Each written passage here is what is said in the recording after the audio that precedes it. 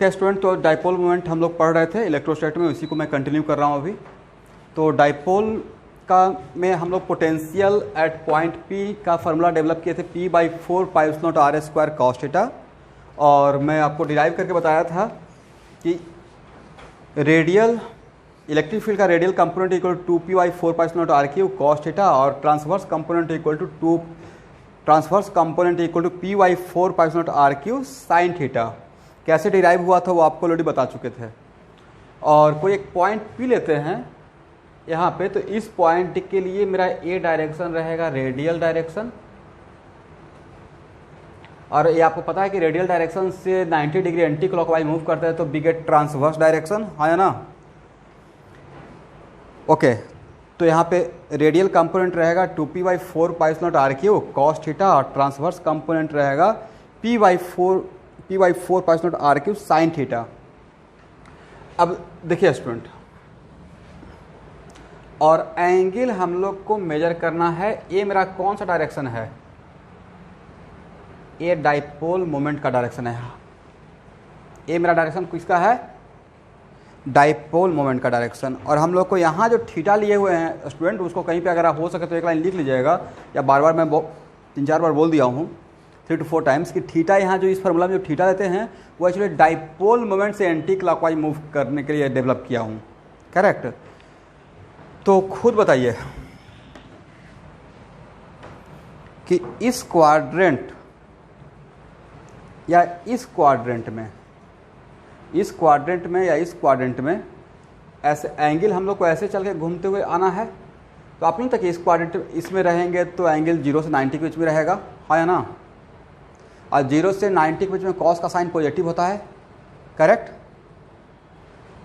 और 270 से 360 के बीच में भी कॉस का साइन पॉजिटिव होता है।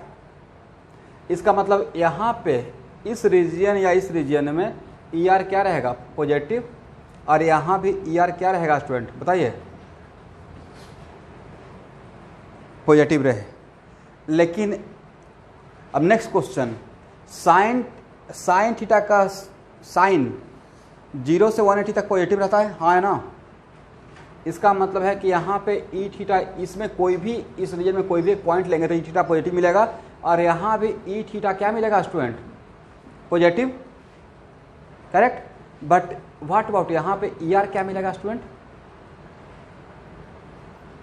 यहाँ पे ER मिलेगा निगेटिव, और इसमें भी ER क्या मिलेगा, निगेटिव। बट यहाँ पे ई थीटा भी क्या मिलेगा, निगेटिव, और यहाँ भी ई थीटा क्या मिलेगा, निगेटिव। इसको पहले आप अच्छे से ड्रॉ कर लीजिए, फिर इस पे बात करते हैं, ओके।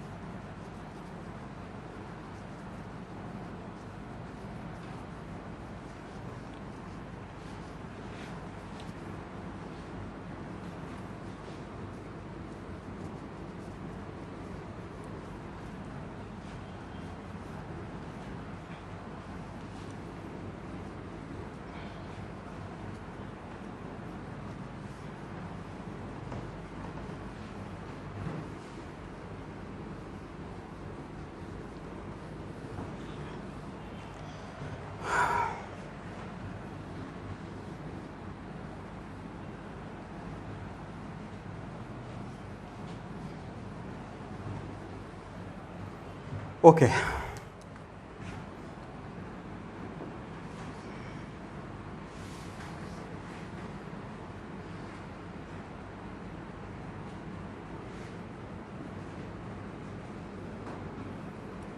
अब एक पॉइंट ले रहे हैं स्टूडेंट, यहाँ बताइए, ये पॉइंट बिल्कुल 90 डिग्री पे है सेंटर से, डाइपोल के सेंटर से। तो इस पॉइंट P के लिए रेडियल डायरेक्शन तो इधर रहेगा, है ना। बट नहीं लगता ट्रांसवर्स डायरेक्शन इधर रहेगा। तो अगर इस पॉइंट P पे पूछा जाएगा आपसे कि ट्रांसवर्स डायरेक्शन का पॉजिटिव डायरेक्शन किधर, at point P transverse direction का पॉजिटिव डायरेक्शन किधर रहेगा, टुवर्ड्स राइट या टुवर्ड्स लेफ्ट। हर डायरेक्शन का दो पहलू, एक पॉजिटिव डायरेक्शन एक negative direction, correct. That's why अगर पॉइंट P पे यहाँ पे ऑब्वियसली पॉइंट P पे आपका ER 0 हो जाएगा, होगा या नहीं होगा according to formula. But E theta क्या होगा, पॉजिटिव होगा या निगेटिव होगा एट 90 डिग्री, साइन 91। तो पॉजिटिव का मतलब ई थीटा जो है वो ट्रांसवर्स कंपोनेंट ऑफ इलेक्ट्रिक, देखिए एक एक चीज़ को समझना है। Transverse component of electric field अगर पॉजिटिव आ रहा है, इसका मतलब है वो डायरेक्ट वो कंपोनेंट क्या है, इसका मतलब है कि ER 0 हो गया।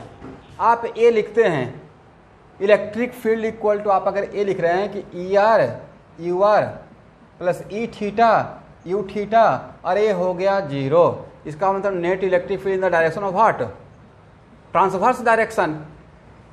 और ए आपका वैल्यू पॉजिटिव है तो नहीं लेता कि electric field direction along the transverse direction, positive transverse direction रहेगा। और आप देखे होंगे कि जब मैं इसका ड्रॉ किया था पैटर्न, तो यहाँ पे इस डायरेक्शन में ही दिखाया था, हाँ या ना। ओके, अब स्टूडेंट यहाँ बताइए, एक मैं आपके पास पॉइंट P डैश ले रहा हूँ। यहाँ देखिएगा सब लोग, बहुत थोड़ा सा कॉन्सेप्चुअल, ज़्यादा नहीं। पॉइंट P डैश के लिए, अरे मेरा सेंटर है स्टूडेंट, पॉइंट P डैश के लिए पॉजिटिव रेडियल डायरेक्शन, अब इधर अवे फ्रॉम द सेंटर को ही तो पॉजिटिव रेडियल डायरेक्शन बोलते हैं। तो ये मेरा क्या हो गया, पॉजिटिव रेडियल डायरेक्शन है या ना पॉइंट P डैश पे। और पॉइंट P डैश पे अगर पॉजिटिव ट्रांसवर्स डायरेक्शन आपसे पूछा जाएगा तो किधर बोलिएगा, टुवर्ड्स राइट या टुवर्ड्स लेफ्ट।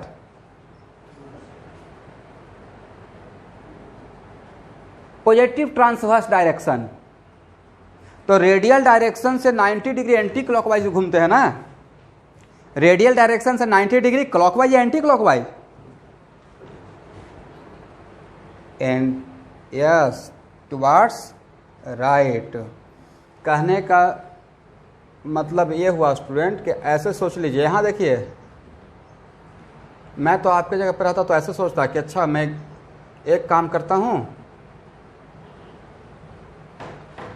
कि लोहे का एक फ्रेम बनाता हूँ, इसमें UR और U थीटा, और U थीटा पे आने के लिए 90 डिग्री से घूमकर ऐसे, और ऐसा एक फिक्स फ्रेम, इस फ्रेम को इस पॉइंट के अबाउट, ये फिक्स फ्रेम है, ये भी फिक्स, ये भी फिक्स, ये भी फिक्स, इस फ्रेम को इस पॉइंट के अबाउट रोटेट करते हैं, तो नहीं लगता ये साथ साथ घूमते रहेगा, हाँ या ना।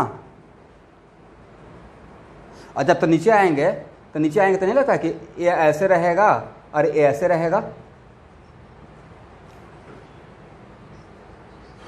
और अगर ऊपर जाते तो ये ऊपर रहता और ये ऐसे रहता। तो अब समझ में आ गया। तो बहुत डिफिकल्ट था पॉजिटिव ट्रांसवर्स डायरेक्शन निकालना, मतलब सोचने का तरीका ऐसे भी तो सोचते कि हाँ ऐसा एक फ्रेम बना लिया उसको घुमा रहे हैं, राइट।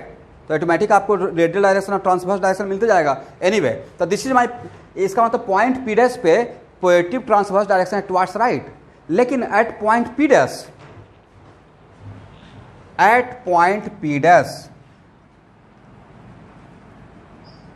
पे ER क्या होगा स्टूडेंट, जल्दी से बोलिए, थीटा का वैल्यू पुट करके, नहीं था थीटा 270 हो जाएगा। तो एट P डैश, और होना भी चाहिए, एट P डैश आपका again radial component of electric field क्या हो गया, 0।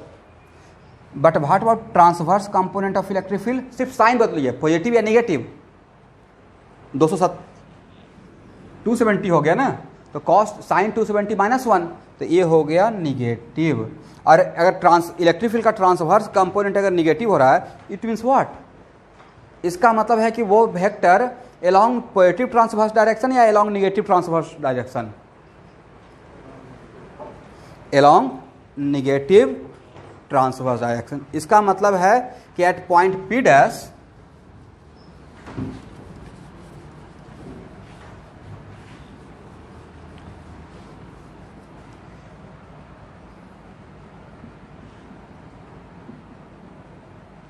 इसका मतलब है कि परपेंडिकुलर बाइसेक्टर सेंटर से ऊपर हो या सेंटर से नीचे हो। ये बात तो पक्का क्लियर हो गया कि इस परपेंडिकुलर बाइसेक्टर पे ER डैम श्योर 0 होगा, हाँ या ना। तो परपेंडिकुलर बाइसेक्टर पे रेडियल कंपोनेंट जीरो होगा बट ट्रांसवर्स कंपोनेंट जीरो नहीं होगा। बट इस पॉइंट से ऊपर ट्रांसवर्स कंपोनेंट का साइन पॉजिटिव रहेगा, हाँ या ना। इस पॉइंट से नीचे ट्रांसवर्स कंपोनेंट का साइन निगेटिव रहेगा। बट इस पॉइंट से ऊपर ट्रांसवर्स कंपोनेंट ई थीटा का साइन पॉजिटिव था, बट इससे ऊपर ई थीटा का डायरेक्शन किधर था, टुवर्ड्स लेफ्ट। इसका मतलब है कि ऐसा कुछ पैटर्न था, हाँ या ना। ये तो ड्रॉ किए थे, करेक्ट। और इस पॉइंट पे इलेक्ट्रिक फील्ड का डायरेक्शन, ये भी दिमाग मेरा मुझे कंफ्यूजन होता था अपने टाइम पे। इस पॉइंट पे ई थीटा का डायरेक्ट इलेक्ट्रिक फील्ड का डायरेक्शन इधर दें या इधर दें, किधर दें स्टूडेंट।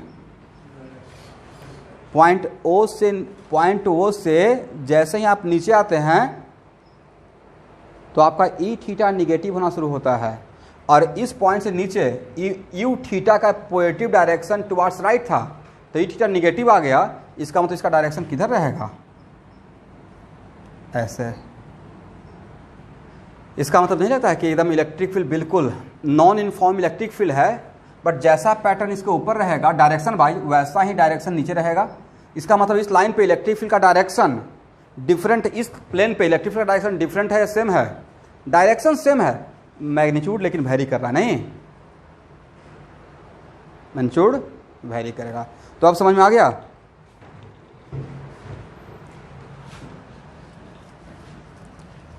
और ये बात तो बिल्कुल लॉजिकल भी था। लॉजिकल इसलिए था कि मान लेते हैं कि ये अगर हम लोग इसको डाइपोल ना मान के दो पॉइंट चार्ज पार्टिकल भी मानते, और इस पॉइंट पे अगर इलेक्ट्रिक फील्ड का नेट डायरेक्शन पूछते, तो इसके कारण इलेक्ट्रिक फील्ड का डायरेक्शन इधर और इसके कारण इलेक्ट्रिक फील्ड का डायरेक्शन इधर, ऐसा एक प्रॉब्लम इसी प्रॉब्लम मिला होगा, हाँ या ना। तो इसका नहीं लगता है कि रिजल्टेंट कंपोनेंट इधर, रिजल्टेंट इधर रहेगा, हाँ या ना। और यहाँ पे अगर देखते तो इलेक्ट्रिक फील्ड का डायरेक्शन इधर, इसके कारण इलेक्ट्रिक फील्ड का डायरेक्शन इधर, इसका रिजल्टेंट किधर रहता, इधर रहता। तो ऐसे भी तो लॉजिक लगा सकते थे। ये भी डायग्राम पे, तो चलिए इसका मतलब है कि हम लोग इलेक्ट्रिक फील्ड का, अब पहले बात तो परपेंडिकुलर बाइसेक्टर पे भी देख लिए, और परपेंडिकुलर बाइसेक्टर के साथ साथ इस लाइन पे भी हम लोग पिछले क्लास में देख लिए थे। यहाँ पे रहेगा, अगर ये पॉइंट P1 है और ये पॉइंट P2 है, तो P2 पे निकालिएगा तो आपको ER का वैल्यू निगेटिव मिलेगा, P1 पे निकालिएगा तो ER का वैल्यू क्या मिलेगा, पॉजिटिव मिलेगा, करेक्ट। तो हम लोग इस लाइन पे भी इलेक्ट्रिक फील्ड का डायरेक्शन पता कर लिए हैं, इस लाइन पे भी पता कर लिए हैं। अब बाकी क्वाड्रेंट में, तो क्वाड्रेंट किसी भी इसका, अगर इसको 4 क्वाड्रेंट में डिवाइड करते हैं तो यहाँ पे अगर लेंगे तो क्या ER E थीटा 0 होगा या दोनों का वैल्यू रहेगा, दोनों का वैल्यू रहेगा, यस। बट दोनों का क्या वैल्यू रहेगा ये तो उसका साइन तो पता चल गया है। इस क्वाड्रेंट में नहीं लगता है ER E थीटा दोनों पॉजिटिव, हाँ या ना। इसमें इसमें इसमें ER निगेटिव, इसमें दोनों निगेटिव, इसमें ER positive, E theta negative.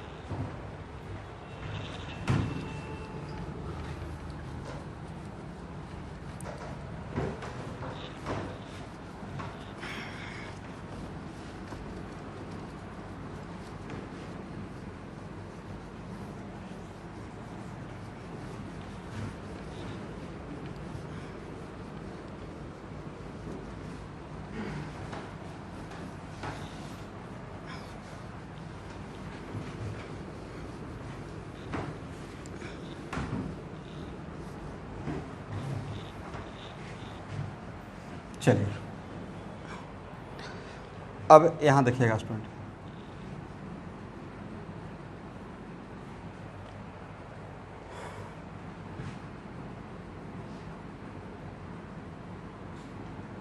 अभी आपको टॉर्क नहीं पढ़ाए हैं बट क्रॉस प्रोडक्ट तो पढ़ा चुके हैं।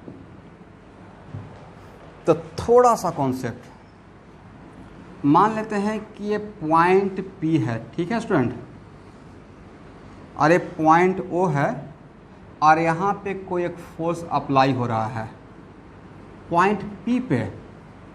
फोर्स कहाँ पे अप्लाई हो रहा है? तो पॉइंट, इसको हम लोग जब आपको रोटेशन पढ़ाते रहेंगे तो इसको मैं बोलूँगा point of application of force. क्या बोलेंगे स्टूडेंट?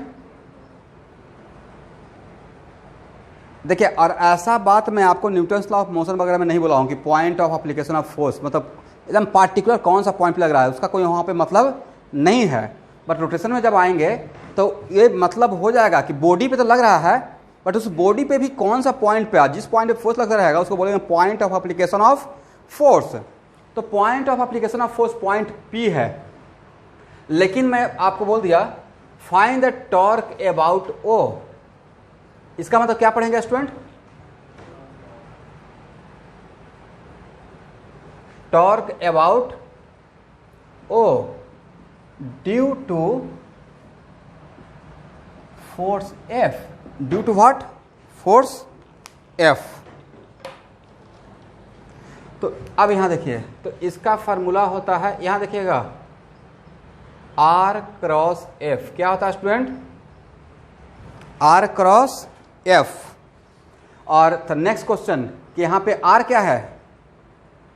तो आर होता है position of P with respect to O, मतलब पोजीशन ऑफ पॉइंट ऑफ किसी का ऑडियो डिस्टर्ब हो रहा है, देख लीजिए। Position of point of application of force with respect two point about which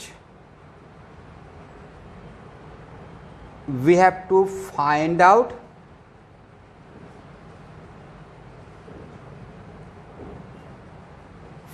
the torque। इसको ध्यान से पढ़िए। तो इसका मतलब ये जो R होता है वो R कौन सा R होता है? R होता है position of point of application of force.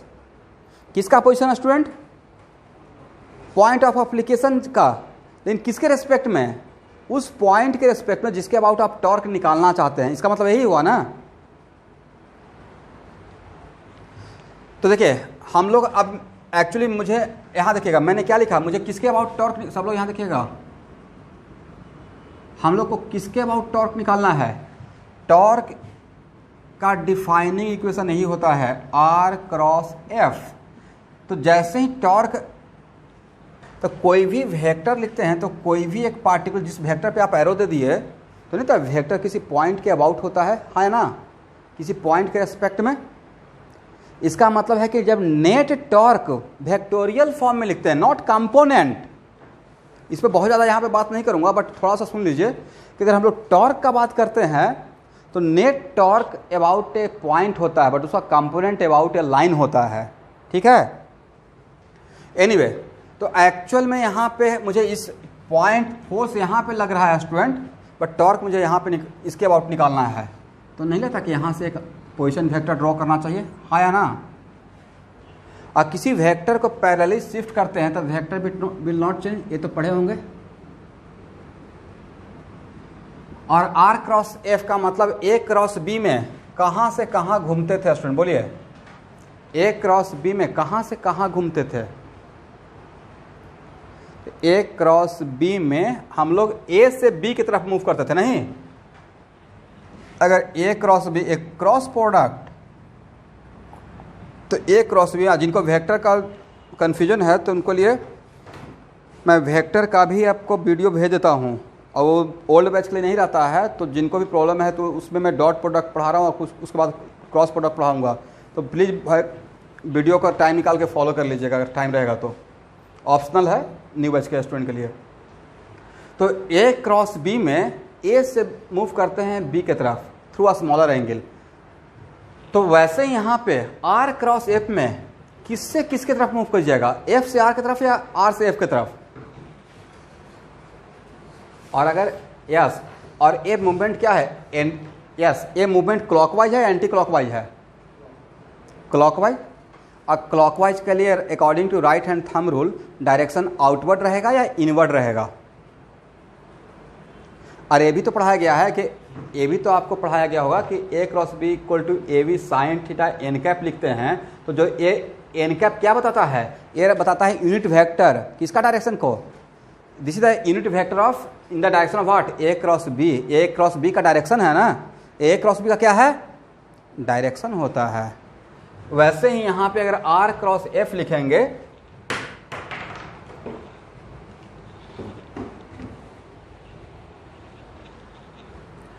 तो आर क्रॉस एफ के लिए क्या हम लोग लिख सकते हैं, आर का मैग्नीट्यूड एफ का मैग्नीट्यूड साइन थीटा और एन कैप। और अगर मेरा पोजीशन वेक्टर और फोर्स वेक्टर व्हाइट बोर्ड के प्लेन में है तो इस व्हाइट बोर्ड के रेस्पेक्ट में इसका डायरेक्शन क्या रहेगा, away from the white board या towards the white board, inward या आउटवर्ड। तो क्लॉकवाइज के लिए तो इनवर्ड ही रहेगा ना, क्या रहेगा, इनवर्ड रहेगा। ओके तो यहां तक यही टॉर्क का फार्मूला है स्टूडेंट, ठीक है।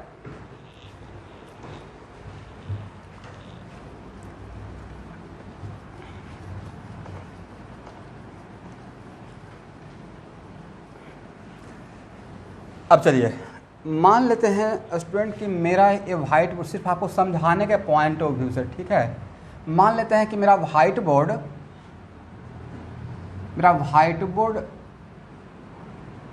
एक्स वाई प्लेन है, तो पॉजिटिव जेड एक्सिस किधर रहेगा, away from the white board, हाँ या ना। और नेगेटिव जेड एक्सिस क्या रहेगा, टुवर्ड्स द व्हाइट बोर्ड।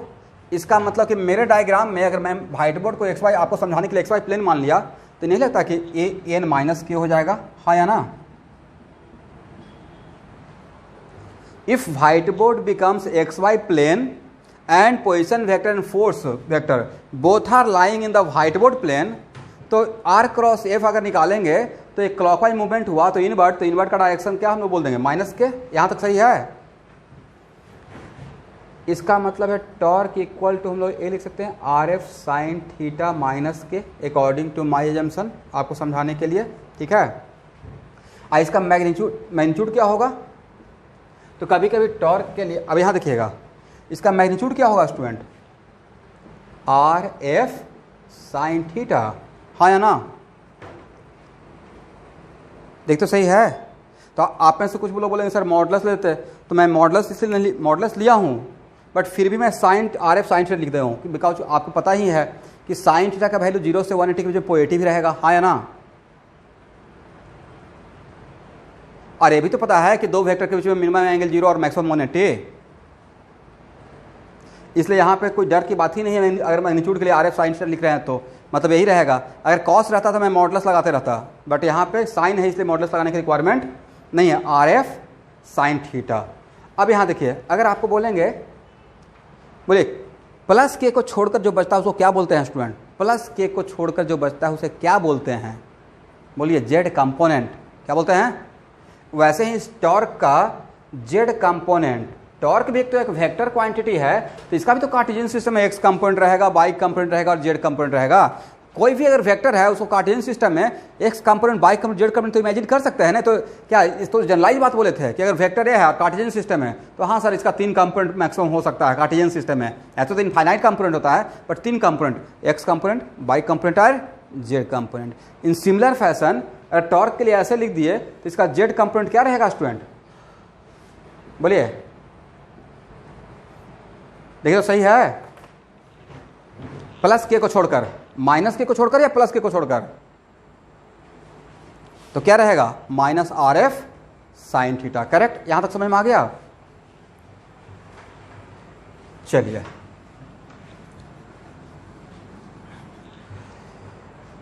अब यहां देखिए आगे पढ़ाएंगे, F X equal to M into X लिखते हैं ना, हाँ या ना। सिमिलरली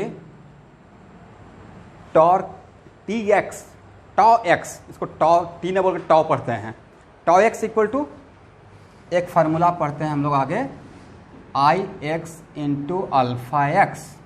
क्या बोलेंगे student, if torque if component of torque along X axis, तो एक्चुअली मोमेंट ऑफ इनर्शिया भी अलोंग एक्स एक्सिस ही निकालते हैं, बाद में पढ़ेंगे, ठीक है। जनरली बुक वगैरह में ऐसे लिखा रहता है tau equal to I alpha, क्या लिखा रहता है, tau equal to I alpha. But correct representation क्या रहना चाहिए, tau equal to I alpha, या अगर कार्टेशियन सिस्टम में काम करते हैं तो tau x equal to what, I x alpha x, हाँ या ना। और फिजिक्स के एकदम बिल्कुल सही से फिजिक्स के अकॉर्डिंग सोचिएगा। वैसे ही टॉ जेड के लिए क्या लिखेंगे, I Z alpha Z. Just like ऐसा ही एक फार्मूला यहाँ पे चलता है, जिसपे हम लोग थोड़ा देर के बाद आएंगे। ओके, इसको लिख लीजिएगा, बस यहाँ पे थोड़ा सा इन लोग को चाहिए कॉन्सेप्ट।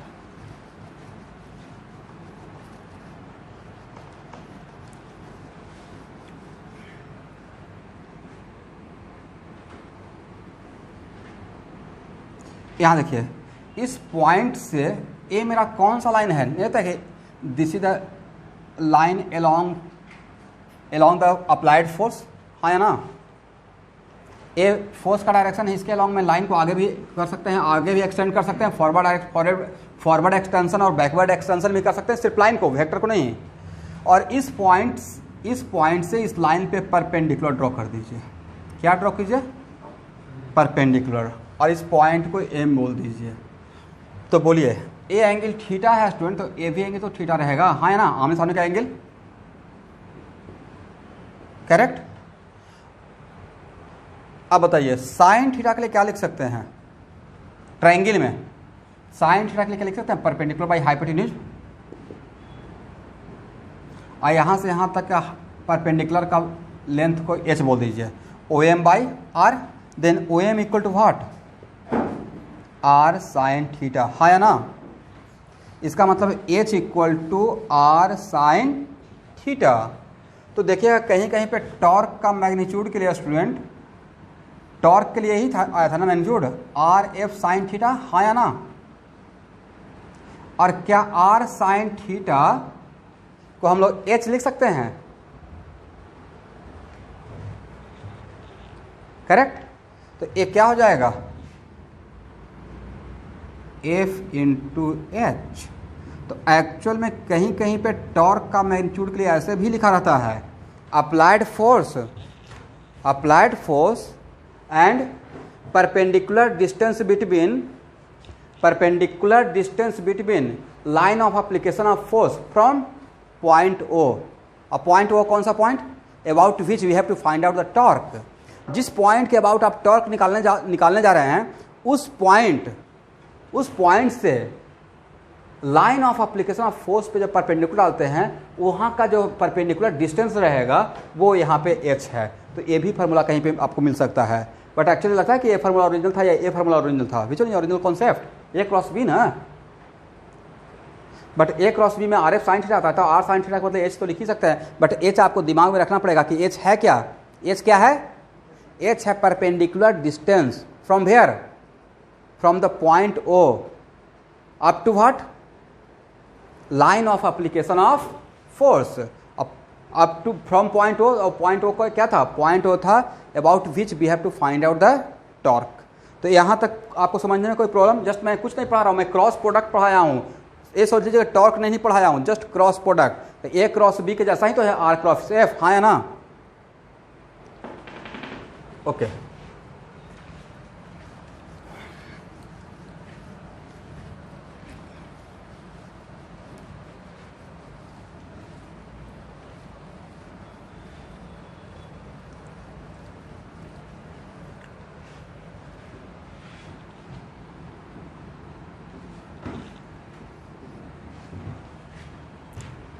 अब यहाँ देखिए स्टूडेंट, ए मेरा कोई एक रॉड है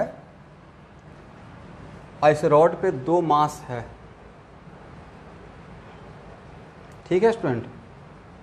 और यहाँ पे एक फोर्स लग रहा है F1 और यहाँ भी एक फोर्स लग रहा है F2, और बोला गया है कि F1 का मैग्नीट्यूड और F2 का मैग्नीट्यूड F के बराबर है, मैग्नीट्यूड सेम है, ओके स्टूडेंट। बट F1 और F2 का डायरेक्शन जस्ट अपोजिट है, और ए है पॉइंट O, कौन सा पॉइंट है O, और ए एंगल यहाँ से इसको अगर ऐसे आगे बढ़ाते हैं तो ए एंगल को थीटा बोला गया है। तो बोला गया है F1 F2 का डायरेक्शन मैग्नीट्यूड सेम है लेकिन डायरेक्शन जस्ट अपोजिट है, और तब पूछेंगे न्यूटन्स लॉ ऑफ मोशन, इस पूरे सिस्टम पे नेट फोर्स क्या होगा student? Very good, net force क्या हो गया? 0।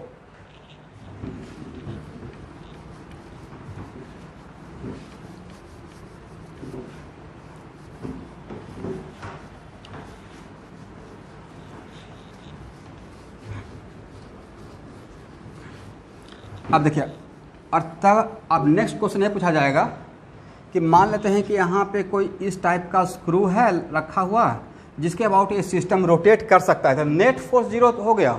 नेट फोर्स क्या हो गया है? 0। लेकिन आपसे पूछा जाएगा नेट टॉर्क अबाउट ओ। तो देखिए, नेट टॉर्क अबाउट ओ के लिए यहाँ पे आप प्रिंसिपल ऑफ सुपरपोजिशन भी कर सकते हैं। एक ही सिस्टम पे अगर 2 फोर्स लगता था तो हम लोग करते थे ना F1 + F2, हाँ या ना? वैसे ही एक ही सिस्टम पे 2 टॉर्क लगेगा तो क्या इसको लिख सकते हैं τ1 + τ2, हाँ या ना? ये भी तो कर सकते हैं τ1 + τ2। तो अब पॉइंट O के अबाउट F1 फोर्स लग रहा है, पॉइंट यहाँ पे इस सिस्टम पे एक फोर्स F1 लग रहा है, एक फोर्स F2 लग रहा है, ध्यान से देखिएगा।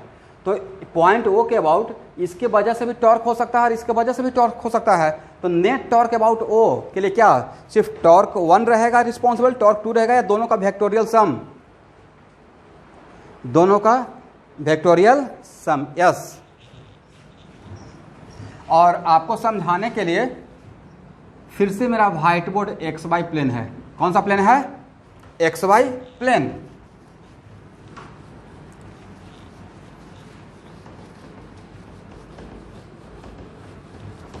तो अब बताइए स्टूडेंट, मान लेते हैं कि अभी F1 के लिए मैं काम कर रहा हूँ, ठीक है, और यहाँ से यहाँ तक का डिस्टेंस है, यहाँ देखिए सब लोग प्लीज़,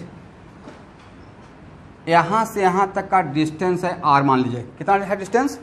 R। ये मैं बोल दिया कि R डिस्टेंस है, और A एंगल है थीटा। क्या है स्टूडेंट? थीटा है।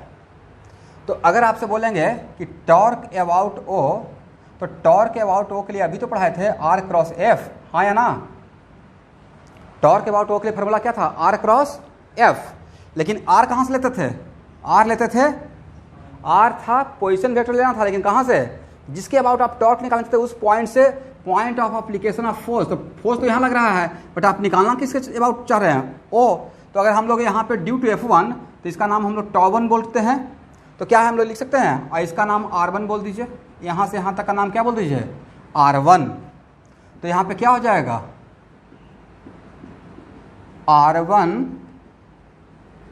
क्रॉस F1, हाँ या ना? R1 क्रॉस F1, और R1 क्रॉस F1 के लिए साइन थीटा, और यहाँ से यहाँ तक मूव करेंगे तो एंटी क्लॉकवाइज या क्लॉकवाइज? क्लॉकवाइज। और अगर मैं व्हाइट बोर्ड को XY प्लेन मान लिया हूँ तो नहीं लगता है क्लॉकवाइज का मतलब माइनस के? क्लॉकवाइज का मतलब प्लस के या माइनस के?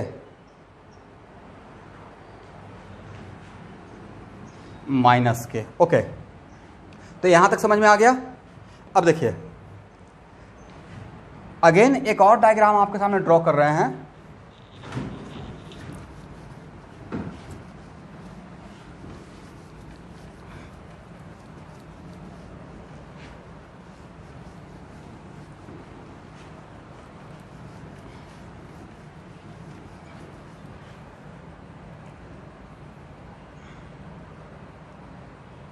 यहाँ देखिएगा, और यहाँ पे मेरा फोर्स F2 लग रहा था स्टूडेंट, और A मेरा पोजीशन वेक्टर है R2, और ड्यू टू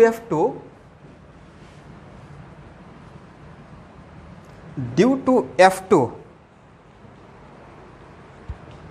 मुझे अबाउट O टॉर्क चाहिए, τ2। तो τ2 के लिए क्या लिखेंगे?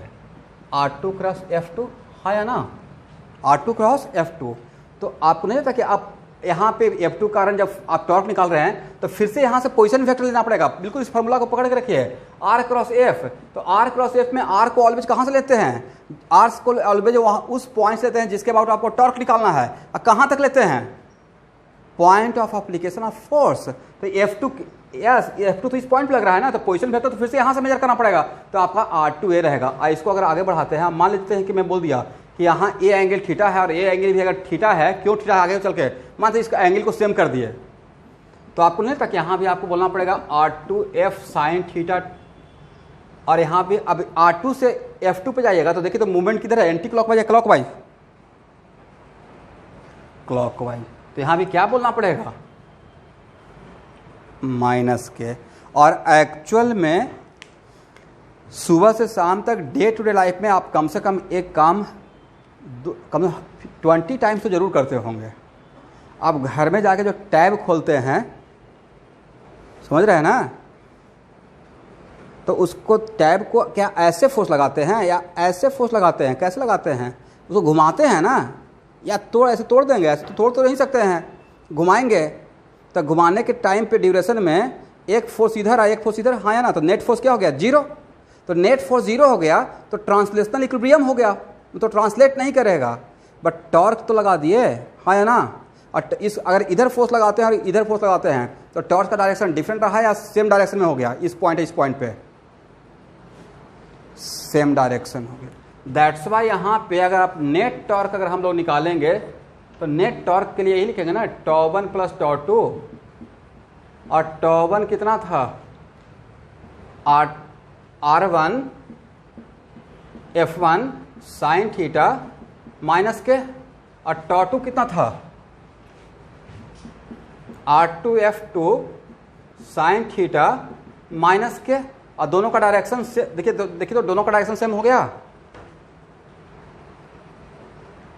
और दोनों का अगर डायरेक्शन सेम हो गया तो क्या लिखेंगे, R1 F, इसमें कॉमन क्या ले सकते हैं, और अगर मैं बोल दिया कि देखिए F1 का मैग्नीट्यूड और F2 का मैग्नीट्यूड सेम है, और ए भी मेंशन कर दिया R1 equal to R2 equal to R, अगर मैंने मेंशन कर दिया तो क्या हो जाएगा स्टूडेंट बताइए तो ये हो जाएगा, बोलिए, और R1 equal to R2 equal to अगर R कर दिए तो नहीं लेता 2RF साइन थीटा माइनस के, हाँ या ना,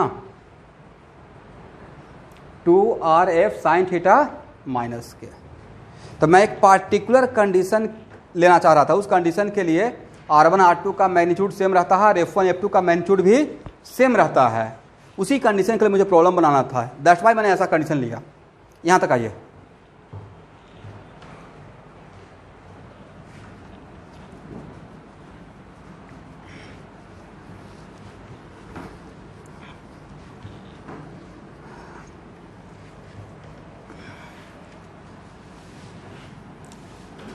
चलिए स्टूडेंट अब हेडिंग बनाइए, dipole in uniform electric field. Heading रहेगा डाइपोल इन विच फील्ड,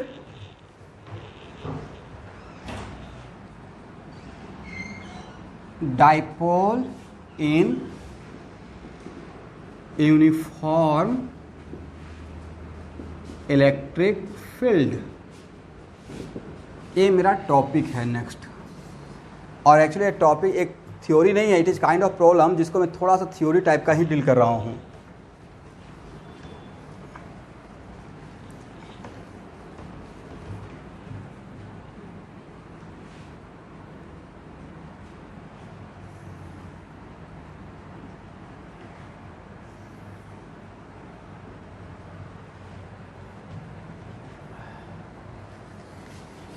और जैसे ही यूनिफॉर्म इलेक्ट्रिक फील्ड बोल दिए, इसका मतलब है कि डायरेक्शन भी सेम रहेगा और इलेक्ट्रिक फील्ड का मैग्नीट्यूड भी सेम रहेगा। तो देखिए मेरा ये एक इलेक्ट्रिक फील्ड है, ये डाइपोल का इलेक्ट्रिक फील्ड नहीं है, ये किसी और सिस्टम का इलेक्ट्रिक फील्ड है जो कि यूनिफॉर्म है। और यहाँ पे इस यूनिफॉर्म इलेक्ट्रिक फील्ड में मैं अपने डाइपोल को ऐसे प्लेस कर दिया हूँ, ध्यान से देखिएगा। और ये मेरा सेंटर ऑफ द डाइपोल है, क्या है, सेंटर ऑफ द डाइपोल। अब यहाँ देखिए, अगर इसमें पहला ऑब्जेक्टिव, अगर आपसे क्वेश्चन पूछा जाएगा कि यूनिफॉर्म इलेक्ट्रिक फील्ड में अगर डाइपोल को सिंपली जेंटली यहाँ पे अगर ला के प्लेस करते हैं तो क्या डाइपोल का ट्रांसलेशनल मोशन होगा, ट्रांसलेट करेगा। तो यहाँ पे आप एक एफ इक्वल टू, यहाँ सब लोग देखिए F equal to q into E, हाँ है ना। और अगर क्यू पॉजिटिव तो फोर्स का डायरेक्शन इलेक्ट्रिक फील्ड के डायरेक्शन में, करेक्ट। तो यहाँ पे एक फोर्स लगेगा जिसका नाम F1 दे देते हैं स्टूडेंट, और F1 क्या रहेगा, Q इंटू ई, हाँ या ना, Q इंटू ई। और F2 का डायरेक्शन, अगर Q का साइन नेगेटिव है तो नहीं होता फोर्स का डायरेक्शन इलेक्ट्रिक फील्ड का डायरेक्शन जस्ट अपोजिट हो जाएगा। तो इस पे जो इलेक्ट्रिक फील्ड की वजह से फोर्स लगेगा उसका डायरेक्शन और इसका डायरेक्शन डिफरेंट रहेगा, सेम रहेगा या डिफरेंट रहेगा, डायरेक्शन तो डिफरेंट रहेगा। और यहाँ पे F2 ये हो गया, बट F1 और तो F2 के लिए क्या लिखिएगा, F2 के लिए आप लिखिएगा माइनस क्यू इंटू ई, और F1 के लिए क्या लिखिएगा, Q इंटू ई। बट दोनों का मैग्नीट्यूड डिफरेंट रहेगा, सेम रहेगा। F2 का मैग्नीट्यूड तो यही लिखेगा ना, Q इंटू ई, हाँ है ना। और F1 का भी मैग्नीट्यूड, सब लोग प्लीज देखिएगा, F1 का मैग्नीट्यूड भी क्या रहेगा, Q इंटू ई, मॉडुलस ले लेंगे। इसका मतलब दोनों का मैग्नीट्यूड डिफरेंट है या मैग्नीट्यूड सेम है, मैग्नीट्यूड सेम है, करेक्ट। और यहां तक बताइए, इस पॉइंट से, सेंटर से इस पॉइंट का डिस्टेंस और सेंटर से इस पॉइंट का डिस्टेंस डिफरेंट रहेगा या सेम रहेगा, सेंटर से दोनों पोल का डिस्टेंस डिफरेंट होगा या सेम होगा। तो ए डिस्टेंस और ए डिस्टेंस सेम रहेगा, और जो मेरा थ्योरी चल रहा था उसके अकॉर्डिंग नहीं लगता है डिस्टेंस L/2 रहेगा, हाँ या ना। मैं तो थ्योरी में पूरा दोनों पोल के बीच का डिस्टेंस मैं अपने थ्योरी में स्मॉल एल लेता था। तो यहाँ से इसका डिस्टेंस अगर स्मॉल आर मानते हैं, इसका डिस्टेंस स्मॉल आर मानते हैं, तो नहीं लेता है 2r इक्वल टू एल, हाँ या ना, 2r इक्वल टू एल। अब इस केस सिचुएशन के लिए बोलिए नेट फोर्स ऑन डाइपोल क्या होगा। तो नेट फोर्स ऑन डाइपोल के लिए आप यही लिखेंगे ना, F1 प्लस F2, और F1 प्लस F2 यस क्या हो जाएगा, QE अब plus minus QE equal to what. तो यहाँ से अगर कोई पूछेगा कि किसी भी डाइपोल को अगर यूनिफॉर्म इलेक्ट्रिक फील्ड में रखते हैं तो उस पर नेट फोर्स क्या होता है, always net force must be equal to what, 0। एक लाइन लिख लीजिए, if dipole is placed in uniform electric field, if dipole is placed in uniform electric field, then net force should always be 0.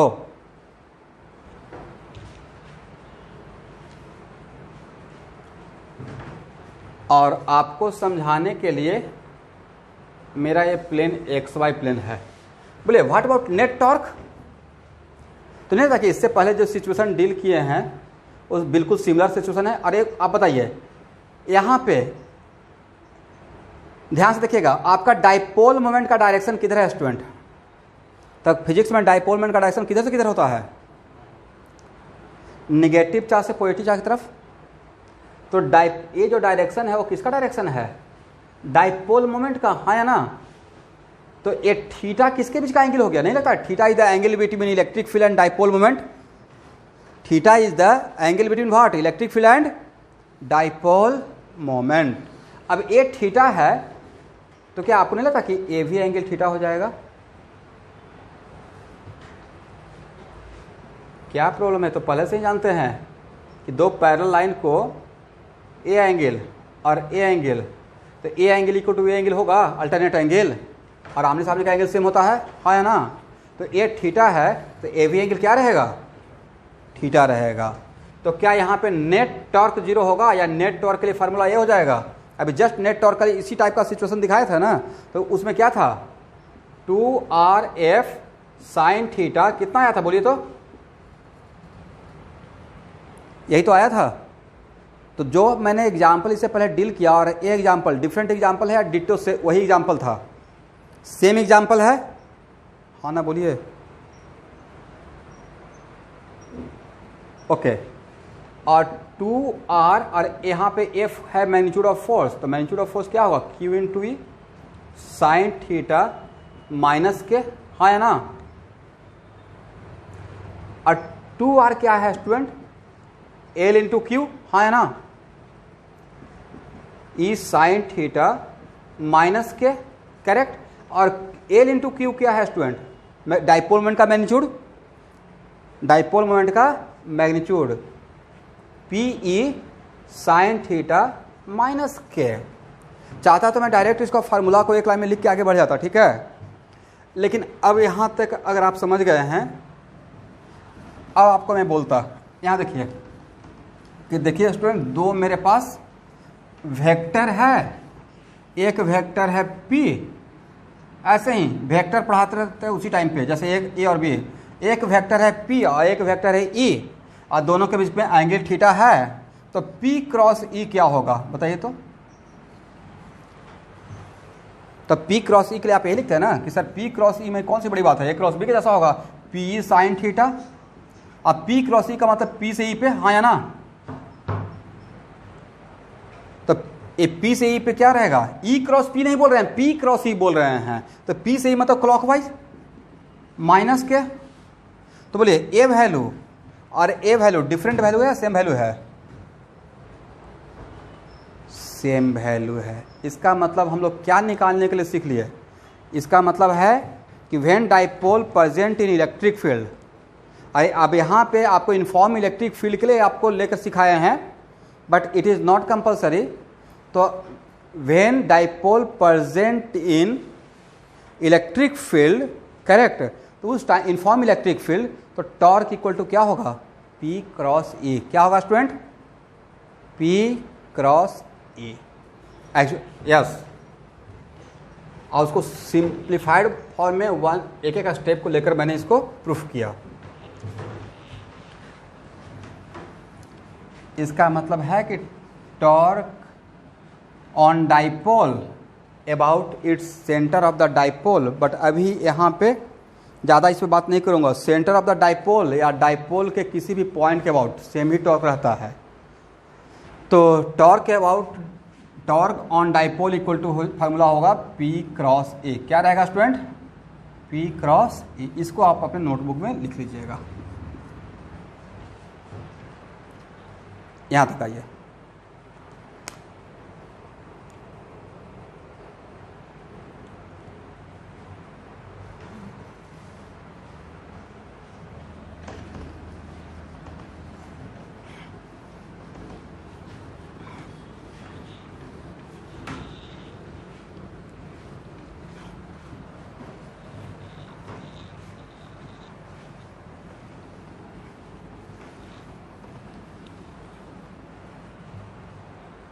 चलिए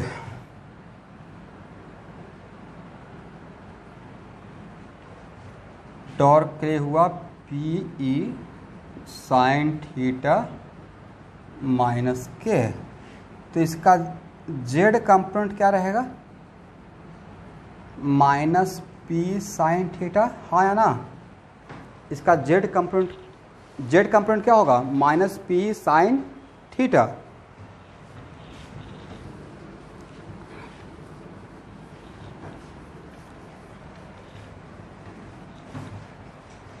अब यहाँ देखिएगा student,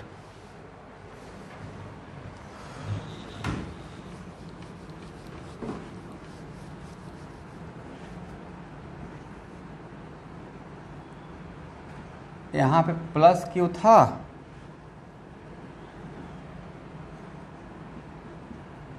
यहाँ पे minus Q था,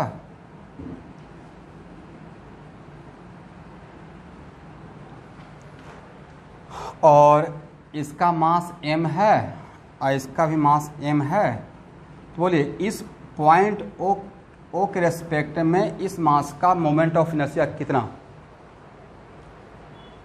तो आपको कोई अगर पूछेगा कि ये लाइन है, यहाँ पे मास है m1 मास और यहाँ पर डिस्टेंस r1 है, तो इस लाइन के अबाउट मोमेंट ऑफ इनर्शिया, तो नहीं था उस लाइन से उस पॉइंट पे परपेंडिकुलर ड्रॉ करते हैं जहाँ का जिसका मोमेंट ऑफ, जिस पार्टिकल का मोमेंट ऑफ इनर्शिया निकालने जा रहे हैं।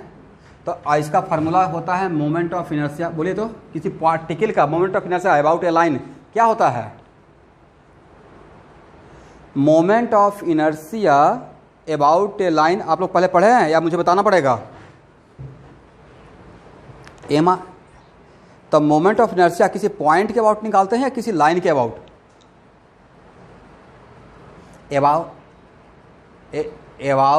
अबाउट ए लाइन निकालते हैं।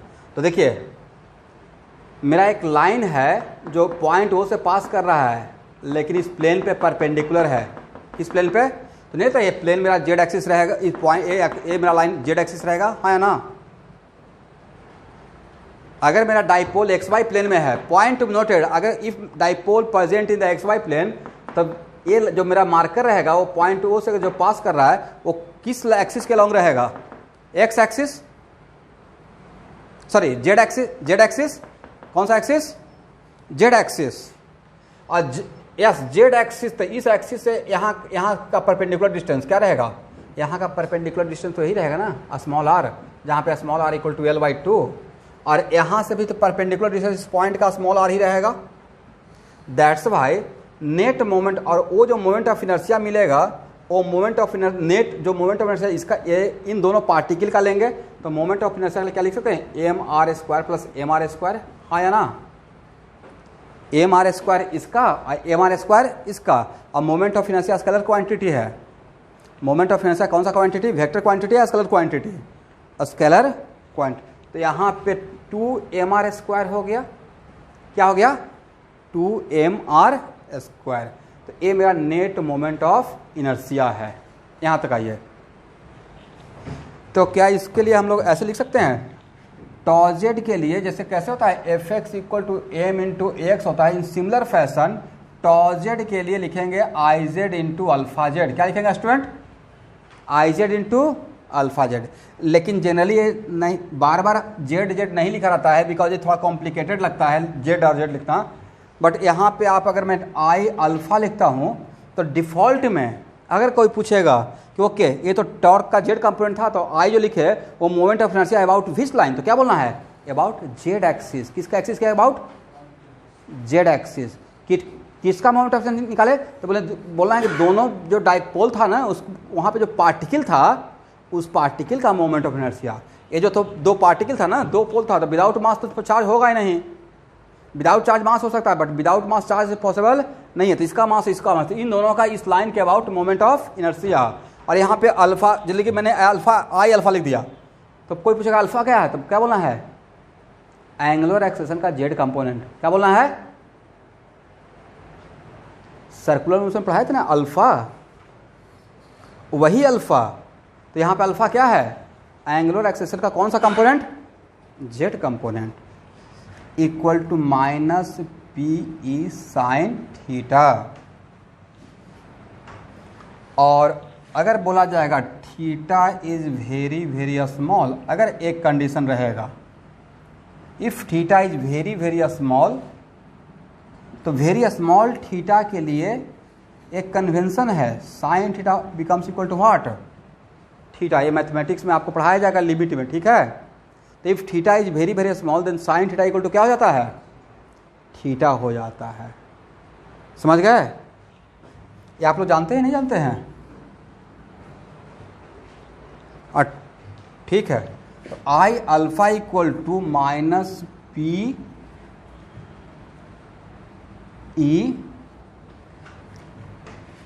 थीटा, और अल्फा इक्वल टू क्या हो गया स्टूडेंट?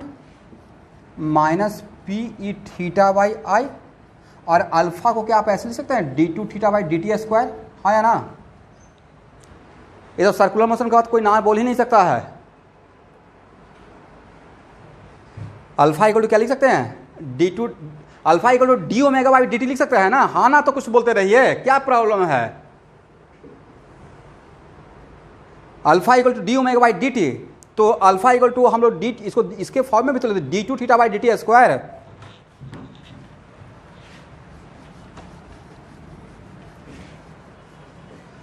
चलिए, तो d2 theta by dt² equal to minus PI theta.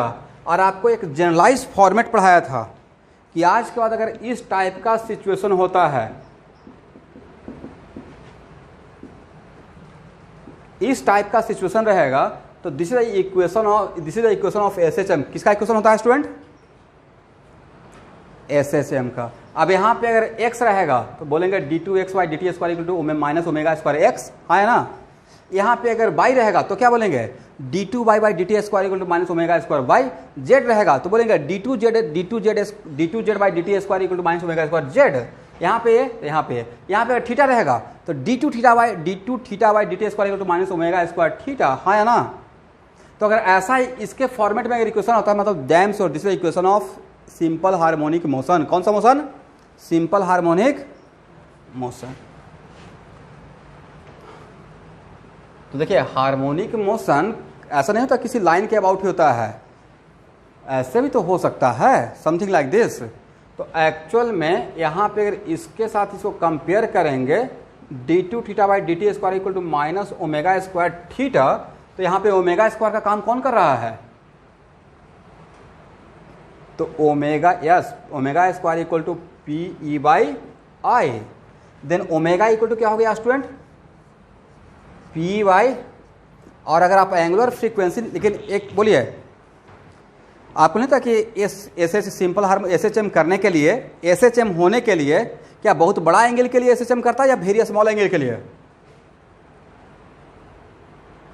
Very small angle के लिए, क्योंकि जब तक वेरी स्मॉल एंगल नहीं रहेगा तब तक साइन थीटा को आप थीटा में कन्वर्ट ही नहीं करेंगे, और जब तक साइन थीटा को थीटा में कन्वर्ट नहीं करेंगे तब तक ऐसा इक्वेशन नज़र ही नहीं आएगा, और जब तक ऐसा इक्वेशन नज़र नहीं आएगा तब तक इस पर सेट ही नहीं हो पाएगा, करेक्ट। तब यहाँ पे ओमेगा इक्वल टू हो गया root over P by I, तो टाइम पीरियड ऑफ ऑसिलेशन कितना हो गया?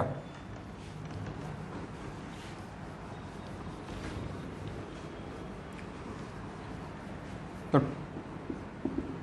2 pi by omega, 2 pi by omega, तो इसका मतलब root over I by P. तो यही क्वेश्चन HC वर्मा में दिया हुआ है एक वर्कआउट में, ठीक है। Dipole present in uniform electric field, then what the net force and what the net torque, and also find out the time period of oscillation, तो जो दिया हुआ था उसी को मैं बहुत बढ़िया से छोटा छोटा पॉइंट बना के तोड़कर आपको यहाँ तक समझाया, ओके। अभी ख़त्म नहीं हुआ है, अभी इसमें कुछ और बात करना है। यहाँ तक समझ में आ गया?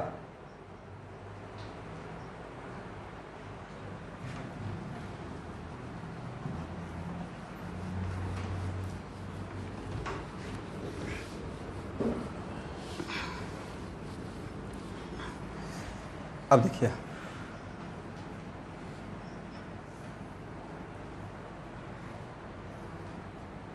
यहाँ देखिएगा स्टूडेंट, यहाँ पे माइनस क्यू प्लस क्यू। देखिए तो स्टूडेंट ये अगर यूनिफॉर्म इलेक्ट्रिक फील्ड है, ध्यान से देखिएगा बहुत इंपॉर्टेंट है। अगर यूनिफॉर्म इलेक्ट्रिक फील्ड है और ये थीटा है, तो जो मैंने डायग्राम बनाया है उसके अकॉर्डिंग टॉर्क का फार्मूला तो यही रहेगा ना आज के बाद, P क्रॉस E, हाँ या ना। अब P क्रॉस E के अकॉर्डिंग इसका जो डायरेक्शन आएगा वो एंटी क्लॉकवाइज या clockwise, according to my diagram clockwise. इसका मतलब इलेक्ट्रिक फील्ड डाइपोल को कैसे घुमाएगा? ऐसे घुमाएगा या ऐसे घुमाएगा?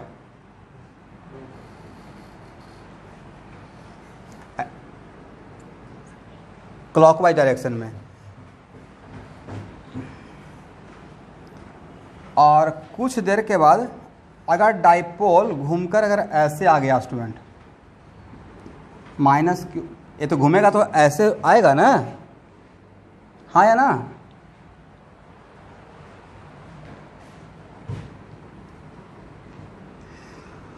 हाँ,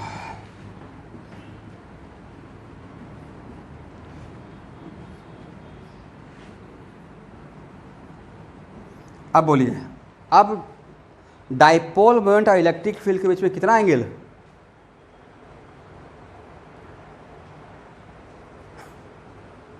वन 180 किनका आंसर है? प्लीज नाम बताइए, किनका एंगल है 180?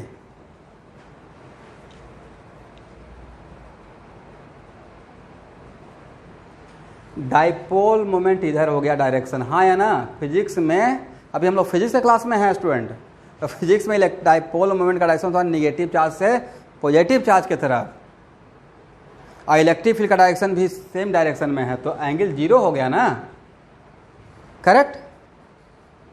तो एंगल जब जीरो हो गया तो जब ऐसे जिस टाइम पे ऐसे आया होगा उस टाइम पे टॉर्क क्या हो गया होगा स्टूडेंट, बोलिए जीरो। क्या हो गया होगा, कुछ बोलते नहीं है। P cross equal to P sine theta magnitude by theta zero, then torque becomes what, zero.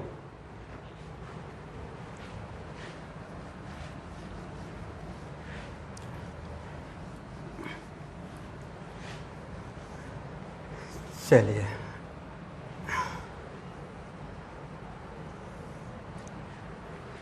अब यहाँ देखिएगा, अब मान लेते हैं कि फिर घूमकर ऐसे चला गया यहाँ पे अब बोलिए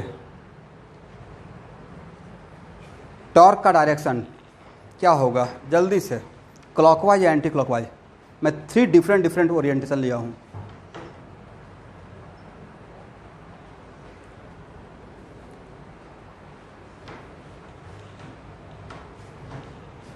तो इस ओरिएंटेशन में नहीं लगता कि डाइपोल मोमेंट ऐसा हो गया, इलेक्ट्रिक फील्ड ऐसे है, हाँ है ना, क्योंकि यूनिफॉर्म इलेक्ट्रिक फील्ड है। अब P क्रॉस ही लीजिएगा तो आपको मूवमेंट क्लॉकवाइज रहा या एंटी क्लॉकवाइज, एंटी क्लॉकवाइज। इसका मतलब है कि जब तक ऐसे था तब तक क्लॉकवाइज, लेकिन क्लॉकवाइज कब तक रहेगा, जब तक कि डाइपोल इस लाइन के अलोंग आएगा, हाँ या ना। बट जैसे ही इस लाइन को क्रॉस करेगा ए पॉइंट, तब टॉर्क का डायरेक्शन वही रहेगा या जस्ट अपोजिट हो जाएगा। और जो फोर्स का डायरेक्शन वही एक्सेलरेशन का डायरेक्शन, हाँ या ना। तो जो टॉर्क का डायरेक्शन वही एंगुलर एक्सेलरेशन का डायरेक्शन। इस फार्मूला से torque equal to I alpha, हाँ या ना। तो अगर क्योंकि ये तो पॉजिटिव क्वांटिटी होता है तो टॉर्क का डायरेक्शन रहेगा अलोंग टॉर्क का डायरेक्शन रहेगा एंटी क्लॉकवाइज में, तो एंगुलर एक्सेलरेशन भी एंटी क्लॉकवाइज में होगा, करेक्ट। दैट्स व्हाई यहाँ देखिए, यहाँ से यहाँ, अरे यहाँ पे मैं बोलूँगा, देखिए यहाँ पे मेरा सिस्टम था स्टार्टिंग फ्रॉम रेस्ट, एकदम रेस्ट में था, एंगुलर स्पीड जीरो था, तो आपको नहीं लगता कि टॉर्क के कारण ऐसे घूमना शुरू होगा, ऐसे घूमना शुरू होगा, हाँ या ना। लेकिन यहाँ तक पॉइंट, इस पॉइंट से यहाँ तक आते आते इसका स्पीड बढ़ जाएगा, ओमेगा ज़्यादा हो जाएगा, ओमेगा इंक्रीज करेगा। लेकिन जैसे ही इस पॉइंट को क्रॉस करके इस जोन में जाएगा तो ओमेगा का डायरेक्शन तो इधर रहेगा, बट एंगुलर एक्सेलरेशन का डायरेक्शन जस्ट अपोजिट हो जाएगा। तो आपको तो ये पक्का पढ़ाया होगा कि अल्फा जेड पॉजिटिव और ओमेगा जेड पॉजिटिव, मतलब this the case of acceleration, हाँ या ना। या अल्फा जेड निगेटिव या omega Z negative, this is also the case of acceleration. But अगर ओमेगा का डायरेक्शन और अल्फा का डायरेक्शन अगर जस्ट अपोजिट रहेगा, मतलब एक क्लॉकवाइज अगर कोई बोलेगा कि ओमेगा क्लॉकवाइज है और अल्फा एंटी क्लॉकवाइज है, तो this is the case of acceleration या retardation, this is the case of retardation. Yes, that's why यहाँ से यहाँ तक एक्सेलरेशन होगा, एक्सेलरेटेड रहेगा, एंगुलर एक्सेलरेशन में रहेगा। बट जैसे ही इस पॉइंट को क्रॉस करेगा और इस जोन में आएगा तो ओमेगा तो यहाँ रहेगा, बट यहाँ पे आकर एक comes into rest because retardation. इसका मतलब नहीं लगता है कि वापस फिर यहाँ से ऐसे मुड़ेगा। हम लोग शुरू यहाँ से किए थे स्टूडेंट, तो ये नहीं लगता कि ऐसे ऑसिलेटरी मोशन करते रहेगा, हाँ या ना। ऐसे ऑसिलेटरी मोशन करते रहेगा, करेक्ट। ऑसिलेटरी नॉट एसएचएम, क्या बोल रहे हैं, ऑसिलेटरी। अगर एंगल 30 डिग्री रहेगा तो यहाँ भी आकर कितना बनाएगा, 30 बनाएगा। तो ये जो 30 डिग्री रहेगा वो इस लाइन के अबाउट क्या रहेगा, एंगुलर एम्पलीट्यूड रहेगा, क्या रहेगा। और इसमें से सब लोग पढ़े हुए हैं, मैं कुछ भी नया बात नहीं बोल रहा हूँ। आप लोग सिंपल पेंडुलम नहीं पढ़े हुए हैं, बताइए तो, नहीं पढ़े हुए हैं, हाँ या ना। और इसमें अगर एंगल बहुत स्मॉल होता है तो वो oscillatory motion becomes what, SHM. Yes, तो यहाँ पे अगर 30 डिग्री रहेगा तो एसएचएम बोल दीजिएगा, या ऑसिलेटरी मोशन, बट अगर बट अगर थीटा इक्वल टू नहीं, मैं ले लिया था 45 डिग्री। पहला बार प्रैक्टिकल करने गया तो फिजिकल पेंडुलम था रॉड, या सिंपल पेंडुलम के जैसा एक फिजिकल पेंडुलम भी होता है, ऐसे में पढ़ाएंगे। तो हम लोग उसको 30 डिग्री 45 डिग्री से ऐसे छोड़ रहे थे। तो जो प्रैक्टिकल में जो गाइड कर रहे थे वो बोल रहे थे कि मतलब उनको लग रहा था कि हम लोग प्रैक्टिकल ही बहुत साउंड है, हम लोग थियोरेटिकली बहुत साउंड थे, बट प्रैक्टिकली थोड़े एंगल मेजर करते हैं कि लुक्स लाइक इट। मुझे लग रहा था 4 डिग्री ही है और उसको 30 डिग्री को 4 डिग्री समझ रहे थे, तो रिजल्ट सही नहीं देखा। तो यह इसका मतलब है कि यहाँ पे SHM करने के लिए 3 to 4 डिग्री या 1 2 3 4 5 डिग्री तक मैक्सिमम, हाँ या ना। Angle should be very very small. तो अब समझ में आ गया। इसका मतलब है कि डाइपोल को ऐसा ऑब्जेक्टिव आएगा कि डाइपोल को अगर यूनिफॉर्म इलेक्ट्रिक फील्ड में रख देंगे तो नेट फोर्स तो 0 होगा, but net torque may, very good, may और मे नॉट, नेट टॉर्क भी 0 हो सकता नहीं। अगर ऐसा रहता तो ऐसे ही लाके छोड़ दिए तो नेट टॉर्क 0 हो भी सकता है, नहीं भी हो सकता है। लेकिन अगर नेट टॉर्क 0 नहीं है तो उस केस में उसका मोशन क्या रहेगा? उसका मोशन रहेगा ऑसिलेटरी भी हो सकता है और SHM भी हो सकता है, depending upon what situation.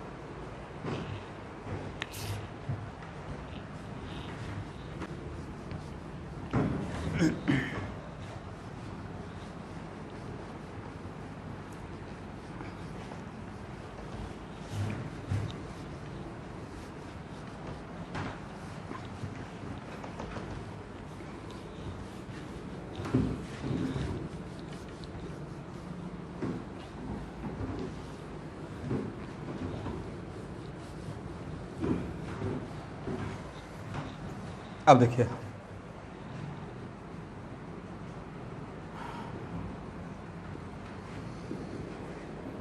Potential energy of dipole in electric field, ये फार्मूला मेरे ऊपर ट्रस्ट करके रख लीजिए, कभी मौका मिलेगा तो इसको भी मैं प्रूफ कर दूंगा, अभी के लिए राइट टाइम नहीं है। तो potential energy of dipole in electric field, इसका डेरिवेशन आपसे पूछा भी नहीं जाएगा, होता है माइनस पी डॉट ए। क्या होता है?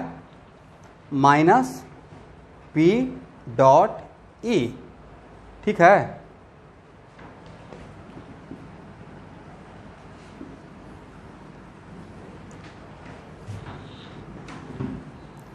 यहां देखिएगा,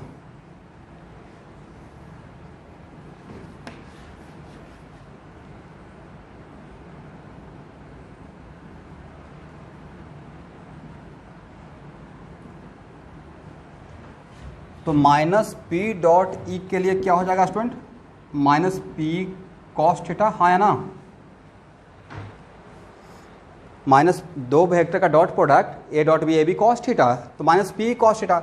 और तब आपसे पूछा जाएगा for given value of P and E, for given value of P and E, बस थीटा को वेरी करना है, तो मैक्सिमम पोटेंशियल कब होगा और मिनिमम पोटेंशियल कब होगा? You max for given value of P and E, you max, very good, cos, क्योंकि मैक्सिमम वैल्यू के लिए अलजेब्रिकली मैक्सिमम, तो अगर थीटा इक्वल टू 180 तो cos 180 minus 1, minus minus becomes what? Plus. तो अगर थीटा इक्वल टू 180 लेंगे तब उस टाइम पे इसका मैक्सिमम पोटेंशियल जो होगा। और व्हाट अबाउट मिनिमम पोटेंशियल जी? माइनस पी, हाँ या ना। कोई पूछेगा साइन थीटा का मैक्सिमम वैल्यू और मिनिमम वैल्यू बोलिए, तो क्या बोलिएगा? +1 -1, यही बोलिएगा ना।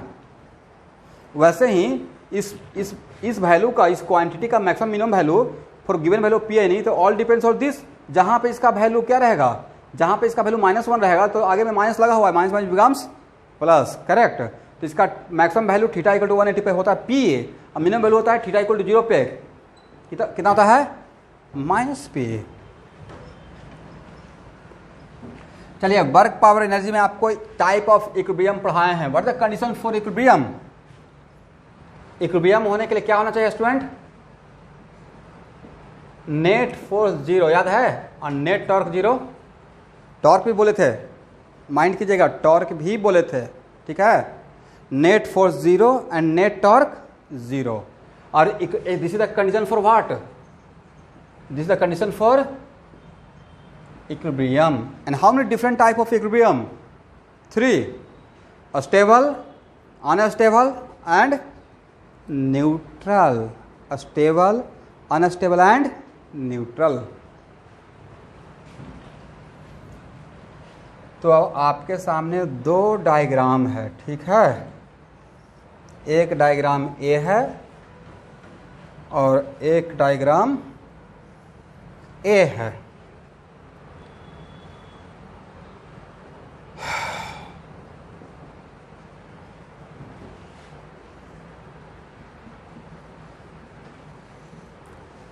और यहाँ पे ई को मैं कुछ फॉर मोमेंट यूनिफॉर्म बोल देता हूँ। तो फॉर गिवन ओरिएंटेशन यहाँ पे नेट फोर्स क्या हो जाएगा स्टूडेंट, बोली तो 0। What about net torque, what the angle between dipole moment and electric field in this orientation.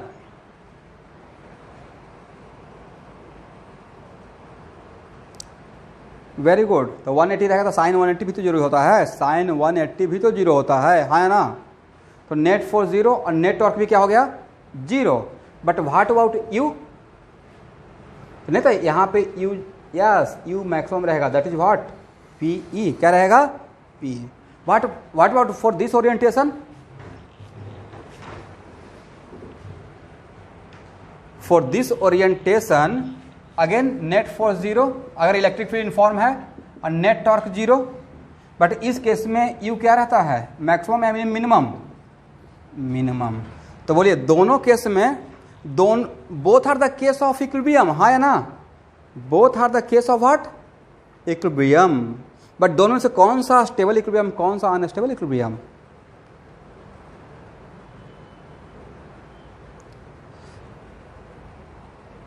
जिसमें पोटेंशियल मैक्सिमम रहेगा वो स्टेबल रहेगा। तो this is the case of what unstable, कौन सा, and this is the case of stable. इसका थोड़ा सा चेक कर लीजिए, नहीं लगता कि स्टेबल इक्विलिब्रियम से थोड़ा भी डिविएट कीजिएगा तो वापस उसी इक्विलिब्रियम की तरफ वो जाना चाहेगा, हाँ या ना। या स्टेबल से ओरिएंटेशन था करेक्ट, जब 0 डिग्री था, अब थोड़ा डिविएट करते हैं तो इससे दूर जाएगा या वापस उसी की तरफ आएगा। एक एग्जाम्पल दिखाया था ना आप, ऐसा एग्जाम्पल याद है, हाँ या ना। That's why electric field dipole को किसके डायरेक्शन में लेके आना चाहता है, इलेक्ट्रिक फील्ड डाइपोल को अपने डायरेक्शन में लेके आना चाहता है, हाँ या ना।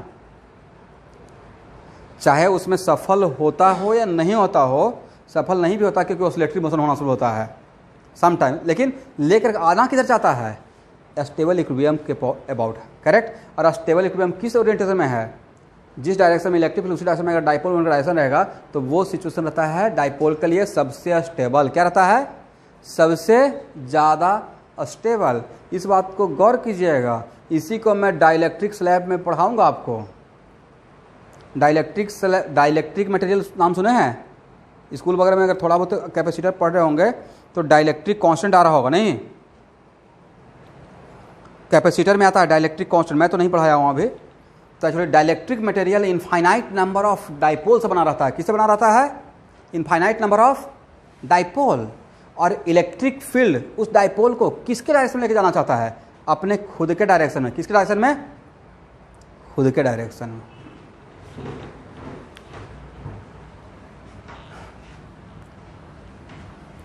तो अच्छा बताइए, यहां से थोड़ा भी अगर 1 डिग्री से भी अगर इसको ऐसे कर दिया स्टूडेंट, तब बताइए कैसे कैसे क्या होगा, बता सकते हैं आप बोलते कि 1 डिग्री से भी अगर ऐसे कर दिया तो इस पर फोर्स इधर लगेगा, हाँ या ना। ऐसे फोर्स किधर लगेगा स्टूडेंट, इधर लगेगा, करेक्ट। इस पे फोर्स इधर, इस पे फोर्स इधर, तो नहीं लगता टॉर्क दोनों को मिला के क्लॉकवाइज हो जाएगा। तो थोड़ा भी अनस्टेबल इक्विलिब्रियम से थोड़ा भी डिविएट कीजिएगा तो वापस क्या वो अनस्टेबल इक्विलिब्रियम की तरफ जाएगा या स्टेबल की तरफ जाना शुरू कर देगा। इसका मतलब ये अगर ऐसे है तो ऐसे थोड़ा, अगर ऐसे था और ऐसे कर दिए तो वापस ऐसे होगा या वापस ऐसे होगा, वापस ऐसे हो जाएगा, करेक्ट। बट इसको अगर यहाँ पे थोड़ा सा डिवाइड करते हैं तो क्या वापस ऐसे जाएगा या इसी के बाद ऐसे जाएगा? इसका मतलब हर केस में वो किस लाइन के, किसके अलोंग जाना चाहेगा डायपोल? हर केस में वो इलेक्ट्रिक फील्ड के अलोंग जाना चाहेगा, करेक्ट। समझे नहीं समझे? समझ गए तो बहुत अच्छी बात है, अदरवाइज हम लोग का आंसर आ गया है टाइम पीरियड का 2π/√i/p, 2π/√i/p।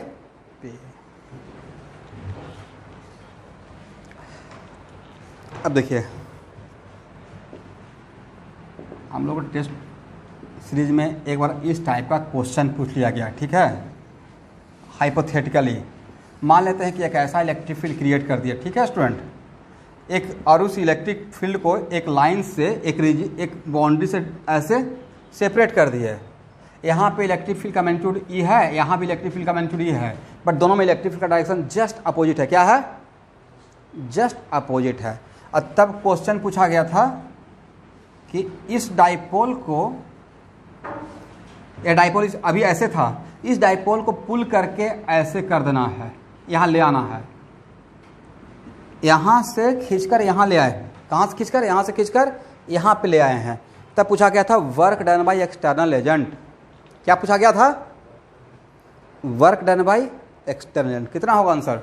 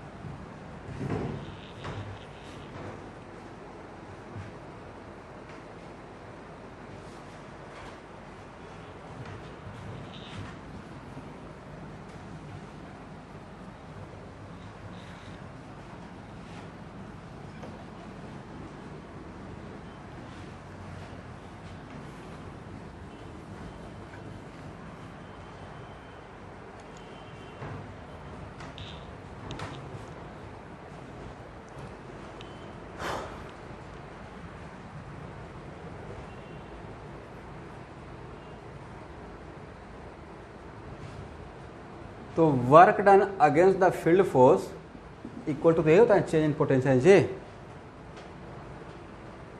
और चेंज इन पोटेंशियल मतलब फाइनल माइनस इनिशियल।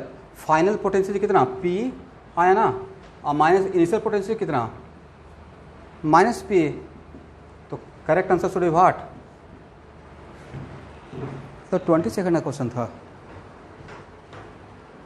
जैसे ही बोलते work done against the field, work done by external agent, मतलब work done against the field force equal to change in potential energy.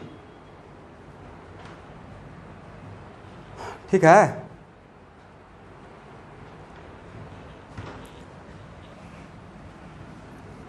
अब छोटा सा heading बना लीजिए, इस पे ज़्यादा कुछ बात नहीं करेंगे, बस 5 मिनट और टाइम लूँगा। Dipole in non uniform electric field. Dipole in non uniform electric field.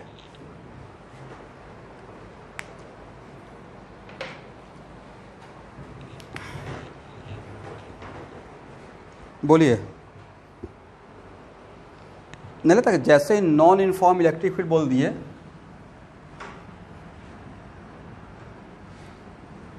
Electric field अगर नॉन यूनिफॉर्म है और ये आपका डाइपोल है स्टूडेंट,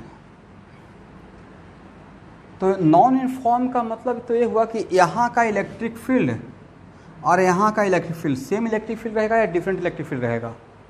अगर पॉइंट 1 है या पॉइंट 2 है तो F1 का तो ये लिखिएगा ना Q इंटू E1, हाँ या ना।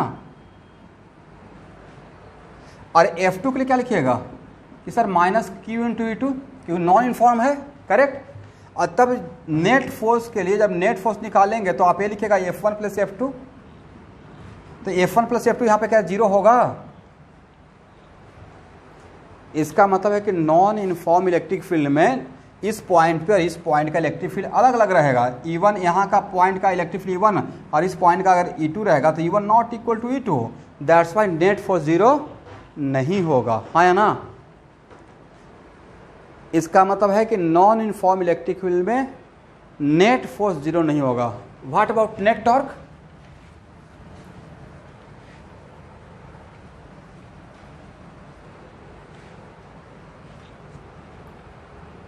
यहाँ देखिए, इसको समझाने के लिए मान लेते हैं कि मेरा पॉइंट चार्ज है, एक point charge, positive point charge है स्टूडेंट।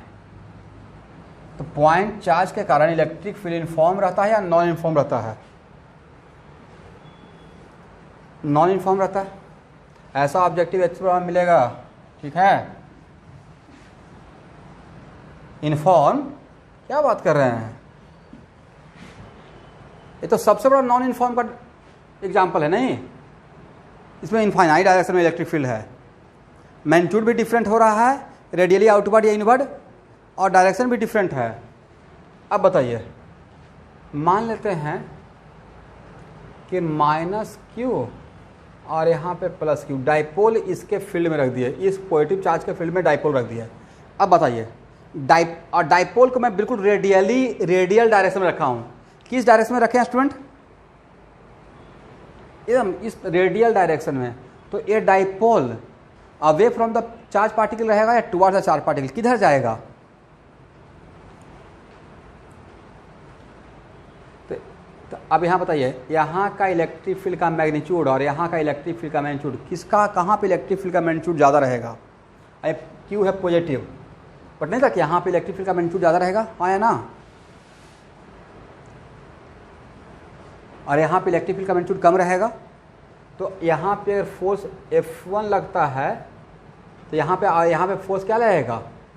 F2, और F equal to q into E से यहाँ पे फोर्स का डायरेक्शन क्या रहेगा? टुवर्ड द सेंटर, और यहाँ पे फोर्स का डायरेक्शन रहेगा away from the centre. But F2 का मैग्नीट्यूड ज़्यादा, F1 का मैग्नीट्यूड कम, तो नहीं था कि इसको पॉइंट चार्ज पुल कर लेगा, हाँ या ना? यस। लेकिन अगर डाइपोल को अगर ऐसे रखते, यहाँ पे प्लस क्यू और यहाँ पे माइनस क्यू, अब डाइपोल कैसे होगा? क्या इस चार्ज पार्टिकल की तरफ जाएगा या इससे दूर जाएगा? अब इस पे फोर्स, इस पॉइंट पे फोर्स इधर लगेगा, और जिसका मैग्नीट्यूड ज़्यादा रहेगा, इस पॉइंट पे फोर्स कम, अट्रैक्शन का कम और रिपल्सन का ज़्यादा, क्योंकि यहाँ पे इलेक्ट्रिक फील्ड ज़्यादा, यहाँ पे इलेक्ट्रिक फील्ड का मैग्नीट्यूड कम रहेगा। इसका मतलब है कि ये तो समझ में आ रहा है कि नॉन यूनिफॉर्म इलेक्ट्रिक फील्ड में नेट फोर्स जीरो नहीं होगा। लेकिन बोलिए, इस ओरिएंटेशन के लिए, particular for this orientation, net torque zero होगा या नहीं होगा? तो देखिए, तो यहाँ पर डाइपोल मोमेंट और इलेक्ट्रिक फील्ड के बीच में कितना एंगल है? फास्ट। यहाँ पे डाइपोल मोमेंट और इलेक्ट्रिक फील्ड के बीच में एंगल कितना है? यहाँ पे कितना एंगल रहेगा? 0 डिग्री। तो P क्रॉस E से क्या हो रहेगा? P sine theta, sine 0 0। तो इस केस में डाइपोल टॉर्क क्या हो जाएगा? 0, और इस केस में भी टॉर्क क्या हो जाएगा? 0। तो अगर ऐसा डायग्राम दिया जाएगा और पूछा जाएगा नेट फोर्स क्या होगा और नेट टॉर्क, तो net force not equal to 0 value निकालेंगे, और बट नेट टॉर्क इस केस में 0 हो जाएगा। बट इज इट कंपल्सरी कि ऑलवेज नेट टॉर्क 0 रहेगा? मे और मे नॉट। ऐसा भी तो ओरिएंटेशन दे सकते थे, यहाँ पे क्यू, यहाँ पे माइनस क्यू, हाँ या ना? तो क्या इस केस में डाइपोल मोमेंट और इलेक्ट्रिक फील्ड के बीच में एंगल 0 बनेगा? एंगल 0 नहीं बनेगा। तो एक ही डायग्राम में 3 डायग्राम बता दिए है। इसका मतलब नॉन यूनिफॉर्म इलेक्ट्रिक फील्ड में नेट फोर्स तो 0 नहीं होगा, बट नेट टॉर्क 0 हो भी सकता है और नहीं भी हो सकता है। करेक्ट? समझ में आ गया ये डायग्राम? ओके। तो देखिए, आपका इलेक्ट्रोस्टैट का थ्योरी मोटा मोटी पूरा कवर हो गया है, जहाँ तक मैं देख रहा हूँ। तो शायद एक आध क्लास जो रहेगा वो प्रॉब्लम का रहेगा, बट अब आपका टास्क है, लिख लीजिएगा, HC वर्मा का वर्कआउट ऑल, HC वर्मा का एक्सरसाइज ऑल, अभी इतना ही कीजिए, फिर आपको असाइनमेंट भेज देंगे। और HC वर्मा का ऑब्जेक्टिव फर्स्ट, HC वर्मा का ऑब्जेक्टिव सेकंड, और IIT क्वेश्चन बैंक जब तक मैं नहीं बोलता हूँ तब तक शुरू मत कीजिएगा, क्योंकि उसमें इलेक्ट्रोस्टेट में ही ऐसे मैं देख लेता हूँ, कैपेसिटर वगैरह सबका प्रॉब्लम रहेगा। तो अगर अभी मुझे बनवाना भी होगा तो मैं उसमें खुद बोलूँगा। और अभी मैं जाकर इरोडो का कुछ क्वेश्चन देखता हूँ, लेकिन वो कुछ सिलेक्टेड स्टूडेंट के लिए रहेगा, 4-5 स्टूडेंट जो बनाना चाहेंगे वो बना सकते हैं, बाकी मेडिकल के लिए बिल्कुल नहीं बनाना है। तो मैं व्हाट्सअप कर दूँगा क्या क्या आपको बनाना है। तो आज का क्लास इतना है।